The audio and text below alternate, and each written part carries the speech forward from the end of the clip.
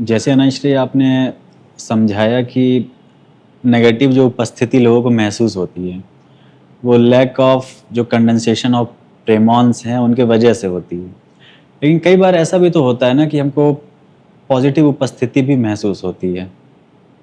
तो पॉजिटिव उपस्थिति का मतलब कंडेंसेशन ऑफ प्रेमोन है वहाँ पर ज़्यादा, है, अच्छा। वो है। तो सीधी सी बात, साफ बात है। वो कंडेंसेशन हो गया, मान लीजिए कोई वेव गुजर रही थी, कंडेंस हो गई यहाँ पर, तो हमको उपस्थिति लगने लगी। जैसे लाइक बुद्धा, कंडेंसेशन हो गया प्रेमोन का, उसी से मिलती जुलती सूचना को लिए हुए जो है, तो हमको बुद्धा की उपस्थिति लगने लगेगी।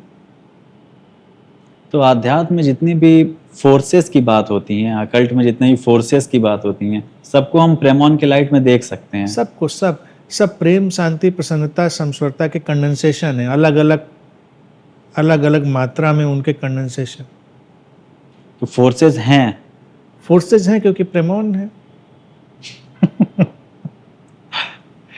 फोर्सेज अपने रूप में नहीं है, प्रेमोन के फ्लो में है, और फोर्सेज की परिकल्पना मनुष्य ने बनाई हुई है। फोर्स है, और ऑब्वियसली फोर्सेज भी कह सकते हैं, लेकिन जैसे लोग सोचते हैं कि ये फला कोई देवी देवता है, वैसा नहीं। वो तो कल्पना के ऊपर इकट्ठे हो गए प्रेमोन है, उनको कोई फर्क नहीं पड़ता, क्योंकि ये हमारे प्रोजेक्शन, हेलुसिनेशन यहाँ पर थोड़ा हटा सकते हैं। अगर सकारात्मक में जाएंगे तो प्रोजेक्शन के साथ उनका सम्मिलन हो सकता है, क्योंकि मन की धाराएं भी बहुत सूक्ष्म ढंग से अपना काम कर रहे हैं। जैसे विचार के भी जो प्रभाव हैं वो देखे जा रहे हैं, विचार की तरंगों को मापा जा रहा है। तो विचार, बुद्ध ने जैसे कहा था कि व्यक्ति वही है जो उसके विचार हैं उसके भीतर चलते हुए, तो विचारों की शक्ति को भी हम अब भांपने और मापने लग गए हैं।